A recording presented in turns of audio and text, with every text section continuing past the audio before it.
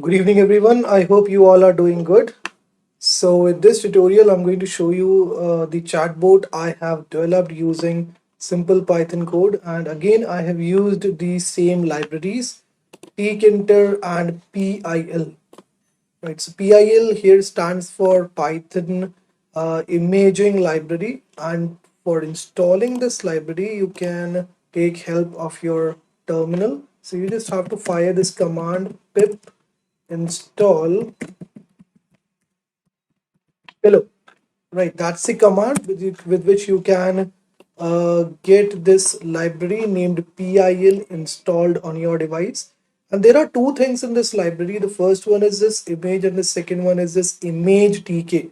So if you want to process image based data, or you want to fetch some image based data, and you want to get it reflected on your applications interface, so you can do it very easily with the help of this library PIL.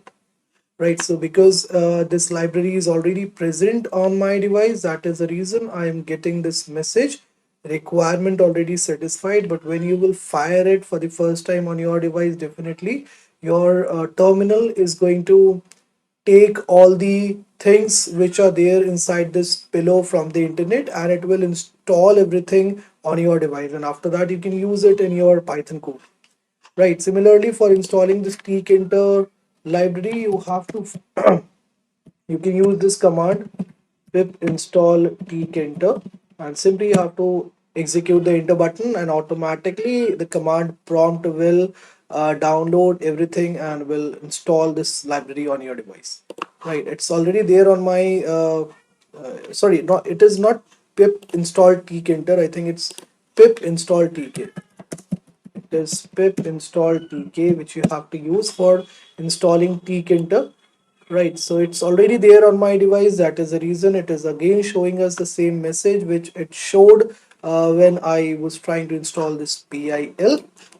Right, now that's the whole code which you're able to see right now on your screen. I have used for creating the chatbot. Let me show you the output first before explaining you these lines of code. So I'm pressing the control plus B key, and that's how the chatbot looks like. Now I have defined some questions over here. So if I will say hello to the chatbot, it will reply to me by this hi. Let's see whether it is going to work as per the instructions I have passed over here or not. So yes, bot is saying hi, and then if I'll say hi to this bot, it is going to say hello. Okay, and if suppose there is nothing in the input box, and if I will simply fire this send button, so it has taken the else part which says sorry I didn't get it. Right, let's ask chatbot some more questions. So fine, and how about you? Let's copy the questions from here only, because I don't want to make any kind of mistake. So send. Okay, so the chatbot replied with this fine, and how about you? Let's answer it in this way. Fantastic. Send. Okay, nice to hear that. Fine, and then let's ask him about who created you. Right, I think that's what I have written over there in the coding section also. So Mr. Gaurav has created me. If suppose I'm writing something like this which is not defined in the code, so let's see what is going to happen. Sorry, I didn't get it. Sorry, I didn't get it. So every time you will fire the command, and there is something which you haven't defined in the code over here, so it will throw this message. Sorry, I didn't get it. And there is this scroll bar also, which is there on the right side. Fine. So that is what I have defined using this scroll bar code over here. I've already showed you this scroll bar code many times in the previous lecture, but yes, I'm going to talk about it again. So, this is how this chatbot looks like. Let me now come back on this coding part and show you the entire code. And also, I would like to explain you each and every line I've defined over here. So the first thing I did is I've imported everything right at the top, the things which I require, the libraries which I require, and the things in the present in the libraries which I require. So that's what I have done right on the top over here. I've imported everything.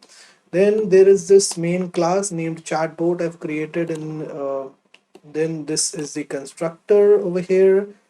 That's how I have set the geometry, and it's a window of 730 by 620. So if you want to customize the dimension, yes, you can do it very easily. Then here I've created a frame, so that's the main frame which you are able to see, and it is right now in this main underscore frame named variable. That's the code with the help of which I'm able to access this image named chata on the top of this frame, and this function is of course for is used for resizing the image. We know it very well. Photo image is again a function which helps us in accessing the image and putting it in a variable. And I've created a title bar, right? So that's the title bar which you're able to see right on the top over here. And on this title bar, I've put this title bar on the main frame. And how I have done it, I have passed this main frame as a parameter to this label function over here, right? If you're finding it pretty difficult, you can take the coding classes definitely, because I can understand, if you don't know the basics of Python, or even if you know the basics of Python, when it comes to creating applications or games, or when it comes to how we can create a practical application. So those basic things are, yes, they are important, but they are not sufficient enough.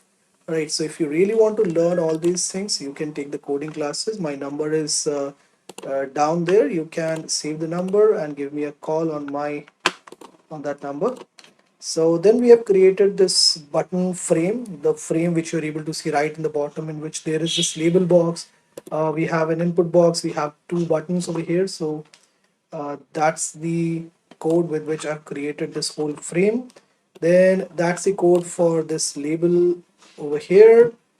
This is the one for this input box, and its name is entry1. And for picking up the text or whatever the user is going to write over here, I've used a variable named entry, and I have linked it with this input box with the help of this text variable named property. Right, so whatever the user is going to write over here, suppose I've written wow right now over here, it's wow which is getting reflected in this input box. So when I will hit the send button, automatically it is going to come inside this text variable, and then I can use it in automatically it will come inside this variable named entry, and after that I can use it wherever I want. This is the send button, right? Then okay, I think I'll, and this is for the clear data, right? So we can clear everything in one go just by hitting this button. Then we have I think I have by mistake defined two buttons for this clear data. No problem, if I will remove this, I think then also it will work fine. Then I have this um, label one which I have defined on this button frame. Right, let me just show you where is that label. So that's the label box, I think, which I've defined the code for over here.